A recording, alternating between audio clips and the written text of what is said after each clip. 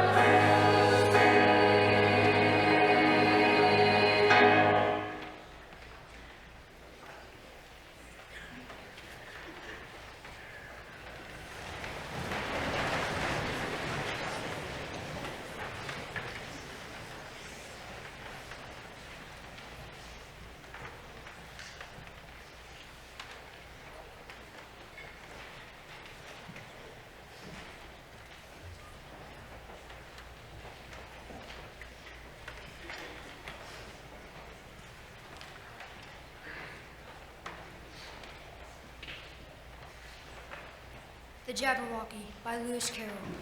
'Twas brillig in the slithy toes, did gyre and gimble in the wave. All mimsy were the burrow groves, and the mumraps outgrave. Beware the Jabberwock, my son, the jaws that bite, the claws that catch.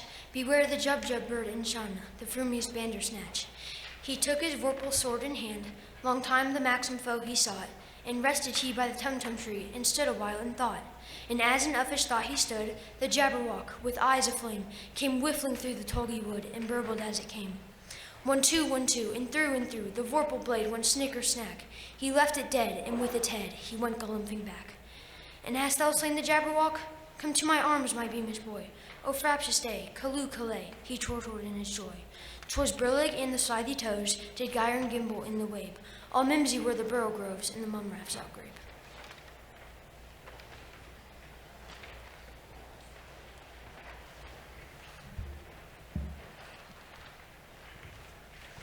A Psalm of Life by Henry Wadsworth Longfellow. Tell me not in mournful numbers, life is but an empty dream. For the soul is dead that slumbers, and things are not what they seem. Life is real, life is earnest, and the grave is not at school. Dust thou art, to dust returnest, was not spoken of the soul. Not enjoyment and not sorrow is our destined end or way, but to act that each tomorrow find us farther than today. Art is long and time is fleeting, and our hearts, though stout and brave, still, like muffled drums, are beating funeral marches to the grave. In the world's broad field of battle, in the bivouac of life, be not like dumb driven cattle, be a hero in the strife. Trust no future, however pleasant, let the dead past bury its dead. Act in the living present, heart within and God o'erhead. Lives of great men all remind us we can make our lives sublime, and, departing, leave behind us footprints on the sands of time. Footprints that, perhaps another, sailing o'er life's solemn main, a forlorn and shipwrecked brother, seeing, shall take heart again. Let us, then, be up and doing, with a heart for any fate, still achieving, still pursuing, learn to labor and to wage.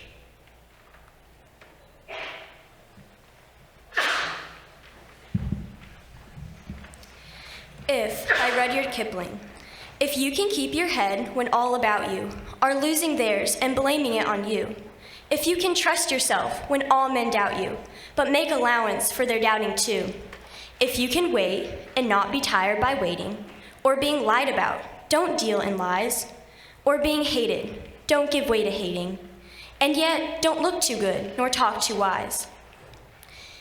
If you can dream and not make dreams your master, if you can think and not make thoughts your aim, if you can meet with triumph and disaster and treat those two impostors just the same, if you can bear to hear the truth you've spoken, twisted by knaves to make a trap for fools, or watch the things you gave your life to, broken, and stoop and build them up with worn-out tools, if you can make one heap of all your winnings, and risk it on one turn of pitch and toss, and lose, and start again at your beginnings, and never breathe a word about your loss.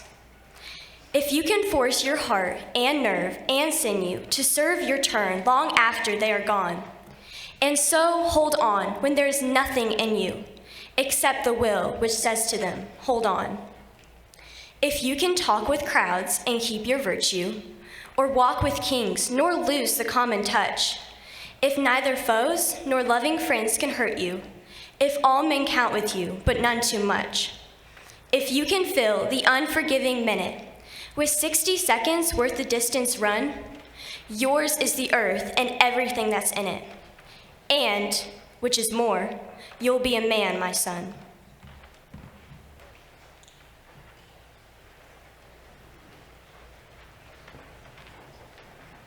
This is the first paragraph of Homer's epic, the Odyssey. Tell me, O Muse, of that ingenious hero who traveled far and wide after he had sacked the famous town of Troy. Many cities did he visit, and many were the nations whose manners and customs he was acquainted. Moreover, he suffered much by sea while trying to save his own life and bring his men safely home. But, do what he might, he could not save his men. For they perished through their own sheer folly in eating the cattle of the sun god Hyperion. So the god prevented them from ever reaching home. Tell me, too, of all these things, O daughter of Zeus, from whatsoever source you may know them.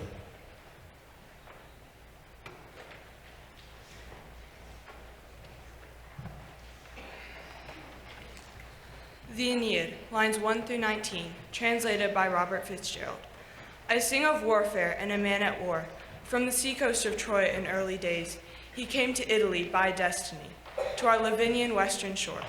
A fugitive this captain buffeted, cruelly on land as on the sea, by blows from powers of the air behind them, baleful Juno in her sleepless rage, and cruel losses were his lot in war, till he could found a city and bring home his gods to Latium, land of the Latin race, the Alban lords in the high walls of Rome. Tell me the causes now, O Muse, how galled in her divine pride, and how sore at heart from her old wound, the queen of gods compelled him, a man apart, devoted to his mission, to undergo so many perilous days, and enter on so many trials. Can anger black as this prey on the minds of heaven? Helena's Soliloquy. How happy some or other some can be. Through Athens I am thought as fair as she. But what of that? Demetrius thinks not so. He will not know what all but he do know. And as he errs, doting on Hermia's eyes, so I, admiring of his qualities, things base and vile, holding no quantity. Love can transpose to form and dignity. Love looks not with the eyes, but with the mind, and therefore is winged Cupid patent blind. Nor hath love mind of any judgment taste, wings and no eyes, figure unheedy haste. And therefore is love said to be a child, because in choice she is so oft beguiled. As waggish boys in games themselves forswear, so the boy love is perjured everywhere. For ere Demetrius looked on Hermia's eyne, he hailed down oaths that he was only mine. And when this hailsome heat from Hermia felt, so he dissolved, and showers of oaths did melt.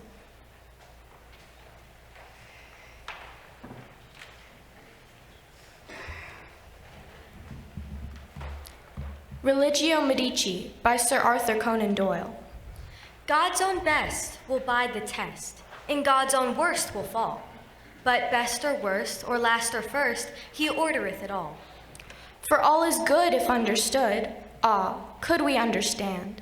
And right and ill are tools of skill held in his either hand. The harlot and the anchorite, the martyr and the rake, deftly he fashions each aright its vital part to take. Wisdom he makes to form the fruit where the high blossom be, and lust to kill the weaker shoot, and drink to trim the tree. And holiness, that so the bowl be solid at the core, and plague and fever, that the whole be changing evermore. He strews the microbes in the lung, the blood clot in the brain. With test and test, he picks the best, and tests them once again. He tests the body and the mind. He rings them o'er and o'er, and if they crack, he throws them back, and fashions them once more. He chokes the infant throat with slime. He sets the ferment free.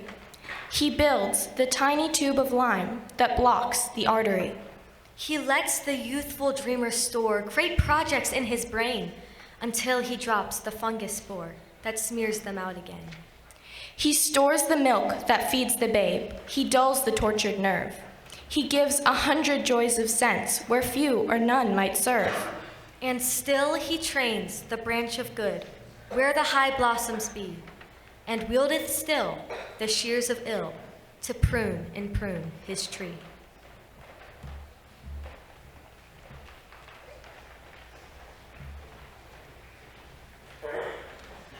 Sir Gawain and the Green Knight, stanza 17.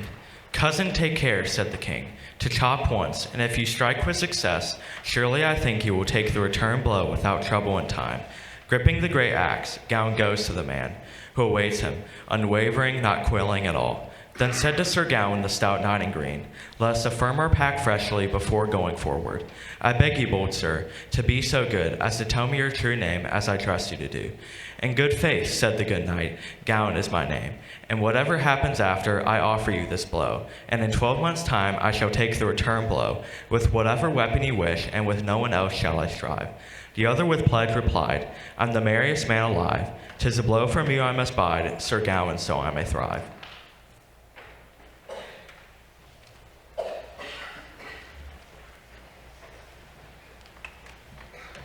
Our Father, Pater Haemon, ha en tois urinos, hagios theto ta anima su, Altheto he basileasu, genetheto ta thelemasu, hos en uruno, kai epites ges, ton arton hemon, ton epiusion, das hemin semeron, hos kai hemes aphiemen, ta thelemasu, kai me esenenkes, es perosmon, ala rusai, apa tu ponaru. Amen.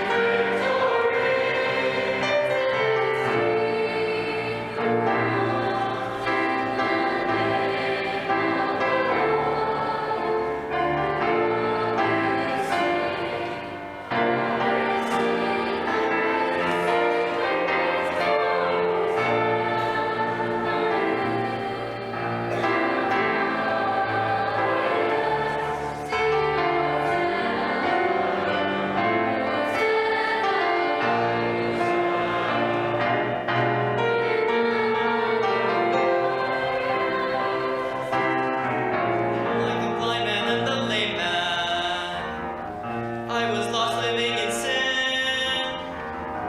Then I opened up my heart one day. I let the Savior in.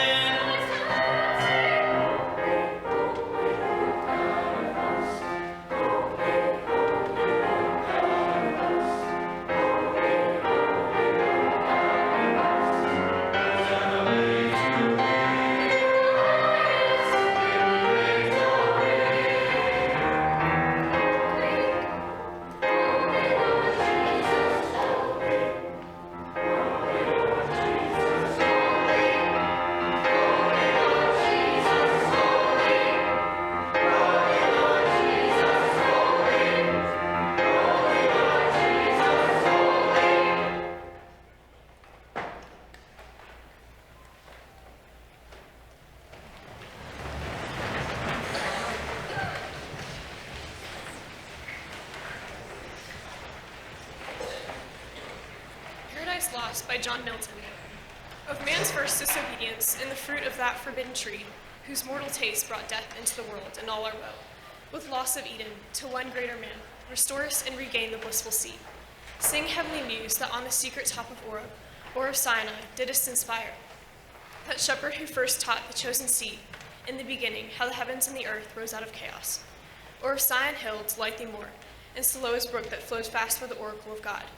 I thence invoke thy aid to my adventurous song, that with no middle flight intends to soar above the Ionian mount while it pursues things unattempted yet in prose will rhyme. And chiefly thou a spirit that dost prefer before all temples the upright heart and pure. Instruct me, for thou knowest, thou from the first was present, and with mighty wings outspread, dove-like sattest, brooding on the vast abyss, and madest it pregnant.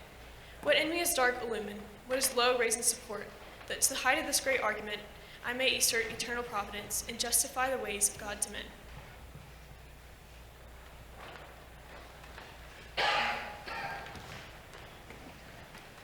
A Hymn to God the Father by John Donne. Wilt thou forgive that sin where I begun, which was my sin, though it were done before? Wilt thou forgive that sin through which I run, and do run still, though still I do deplore?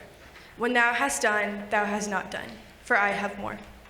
Wilt thou forgive that sin which I have won others to sin, and made my sin their door? Wilt thou forgive that sin which I did shun a year or two, but walled in a score? When thou hast done, thou hast not done, for I have more. I have a sin of fear, that when I have spun my last thread, I shall perish on the shore. But swear by thyself, that at my death thy sun shall shine as he shines now, and heretofore, and having done that thou hast done, I fear no more.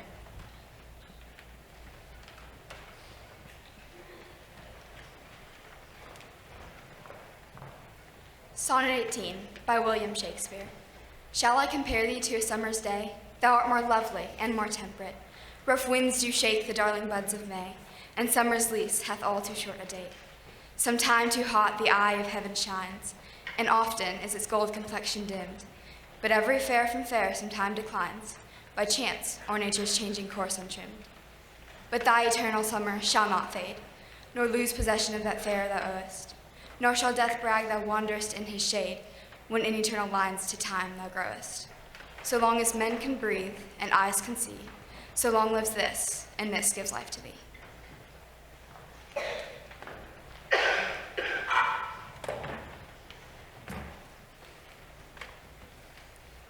Composed upon Westminster Bridge by William Wordsworth. Earth has not anything to show more fair. Dull would he be of soul who could pass by a sight so touching in its majesty. This city now doth like a garment wear the beauty of the morning, silent, bare. Ships, towers, domes, theaters, and temples lie open unto the fields and to the sky, all bright and glittering in the smokeless air. Never did the sun more beautifully steep in his first splendor, valley, rock, or hill. Ne'er saw I, never felt a calm so deep. The river glideth at his own sweet will. Dear God, the very houses seem asleep, and all that mighty heart is lying still.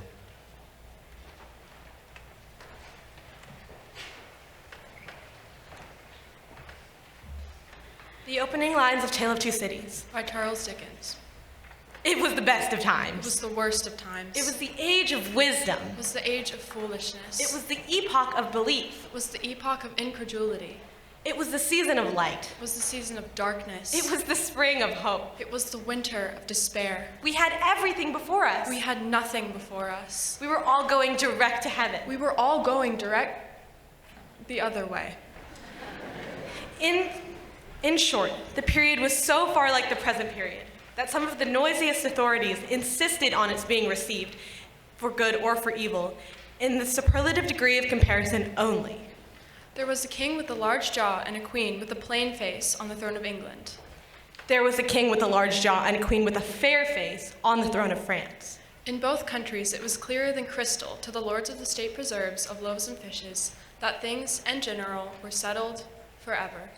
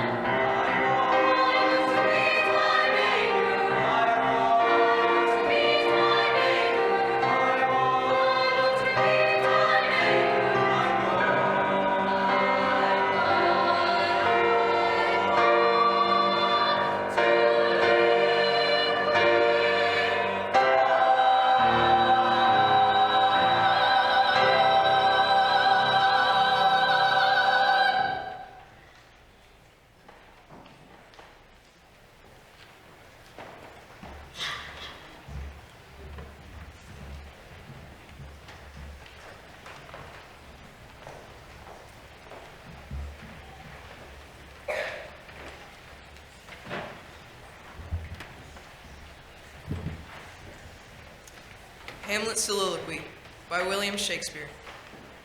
To be or not to be, that is the question. Whether 'tis nobler in the mind to suffer the slings and arrows of outrageous fortune, or to take arms against a sea of troubles and by opposing in them. To die to sleep, no more, and by a sleep to say we end the heartache and the thousand natural shocks that flesh is heir to. 'Tis a consummation devoutly to be wished.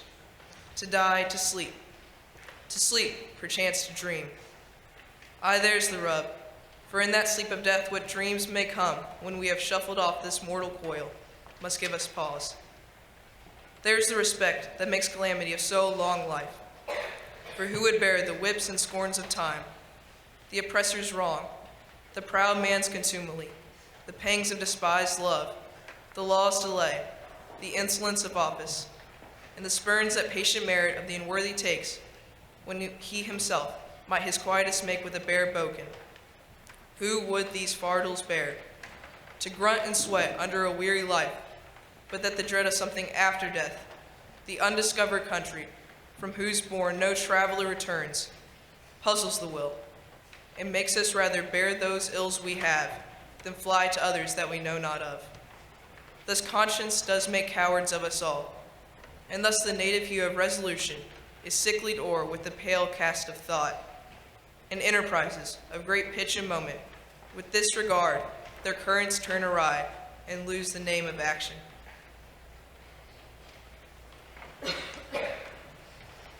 The Peace of Wild Things by Wendell Berry. When despair for the world grows in me, and I wake in the night at the least sound, in fear of what my life and my children's lives might be, I go and lie down where the wood drake rests in his beauty on the water, and the great heron feeds. I come into the peace of wild things, who do not tax their lives with forethought of grief. I come into the presence of still water, and feel above me the day-blind stars waiting with their light. For a time I rest in the grace of the world and am free.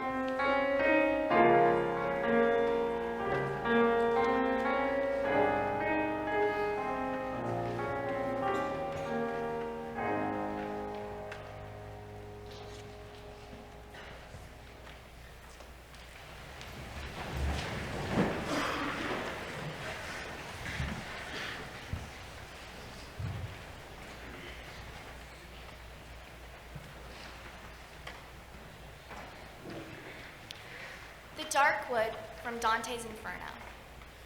Midway in our life's journey, I went astray from the straight road and woke to find myself alone in a dark wood. How shall I say what wood that was? I never saw so drear, so rank, so arduous a wilderness. Its very memory gives a shape to fear. Death could scarce be more bitter than that place. But since it came to good, I will recount all that I found revealed there by God's grace. How I first came to it, I cannot rightly say. So drugged and loose with sleep I had become when I first wandered there from the true way. But at the far end of that valley of evil, whose maze had dragged my very heart with fear,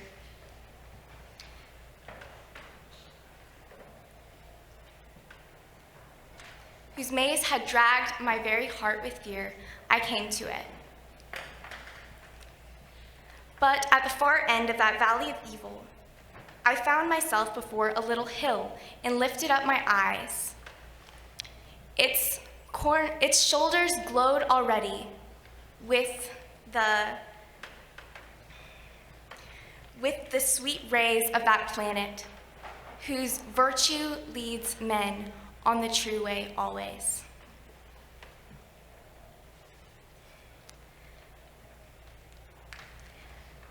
But at that way, I came to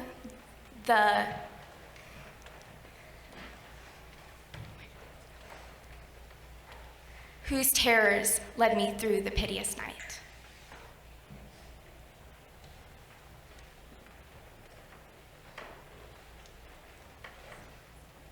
Virgil's Crown and Mitre speech from Dante's Purgatorio. My son, he said, you now have seen the torment of the temporary and the eternal fires. Here now is the limit of my discernment. I have led you here by grace of mind and art. Now, let your own good pleasure be your guide. You are past the steep ways, past the narrow part. See there the sun that shines upon your brow, the sweet new grass, the flowers, the fruited vines, which spring up without need of seed or plow. Until those eyes come gladdened, which in pain move me to come to you and lead your way. Sit there at ease, or wander through the plain. Expect no more of me in word or deed.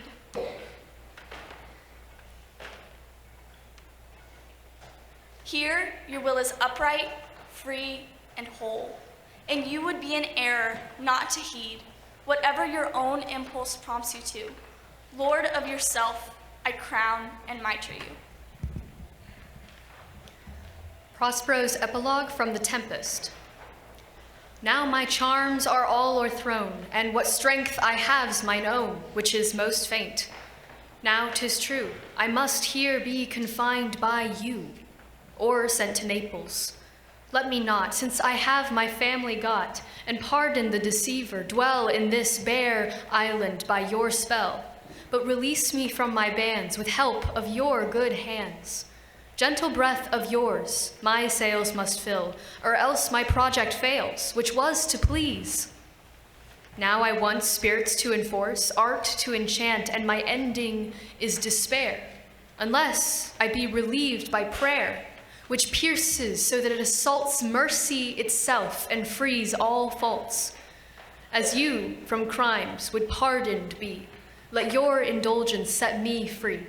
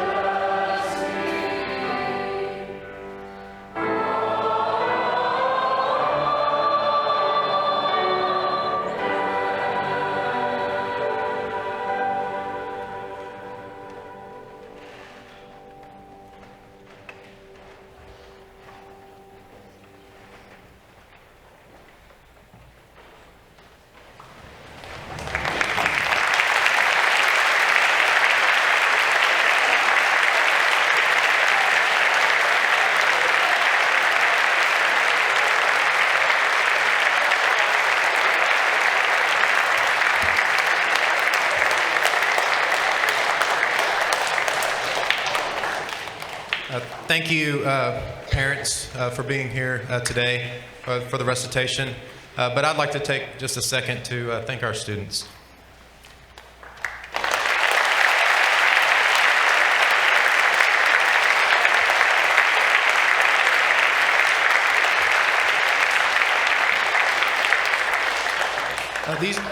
These students today on the stage and in the pews and in the balcony have worked very hard this year. You saw the little snippets of what they were able to recite, what they've read, what they've done in class, but what you don't get to see is their character, their virtue, their hard work that they give every day. Today, just watching you, I was impressed. I was impressed with all that you do all the time, students, and at a recitation like this, when you have to get up and ask you to be here at 7:30 in your performance uniforms, when you have 2 exams today, a lot of you have 2 exams. When you get back to school, some have 1, some might have none, seniors perhaps, which is good for them. But you always deliver, you always come through. I'm very proud of you. All of those who recited, all those who sang, Dr. Bailey for preparing in a very short notice. We don't have very much time to practice, hardly, and our students, they do so much. So students, from the bottom of my heart, thankful for you, and I also believe that you all have just done a great job. So I thank you again. Students, thank you.